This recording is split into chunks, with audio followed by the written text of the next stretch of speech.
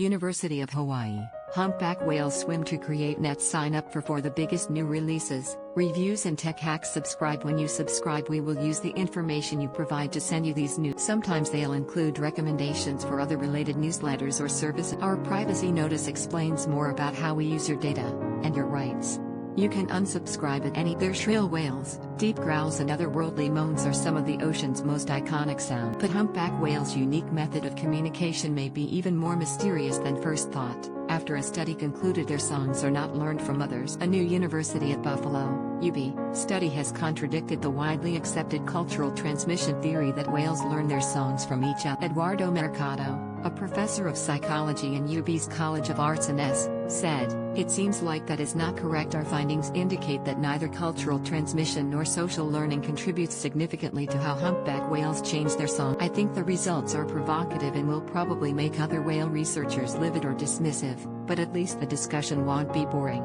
Convention claims humpback populations isolated from one another do not adapt their songs to other. Instead, each population is apparently original, taking their songs in original direct. However, Professor Mercado claims these things are not true.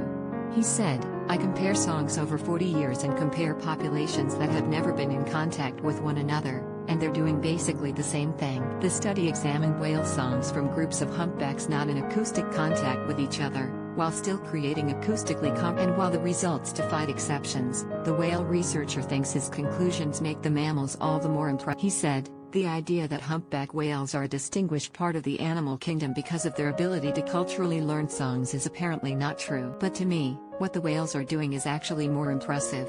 Cultural transmission implies that what's heard is that means it doesn't matter what is heard or what is copied.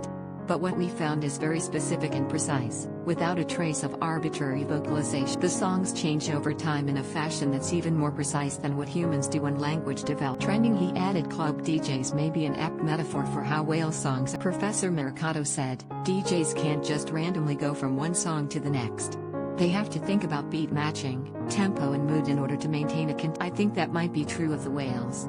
When they make changes, they do so in relation to what they're basically beat matching when they change songs, and we found similarities in populations that had no social contact or genetic link." The researcher believes the hitherto popular cultural transmission theory's main attraction was the difficulty in imagining what other mechanism may be responsible. A problem with this approach may lie in the fact that past studies have used subjectively defined categories, and as a result, subsequent analysis would depend on how well the categories captured the intricacies of the song. Professor Mercado, therefore, deliberately selected published records of data, to avoid any suggestion of confirmation bias. He said, "I didn't categorize things at all and used purely acoustic methods. This paper is based on direct measurements of sound features without any categorization or subjective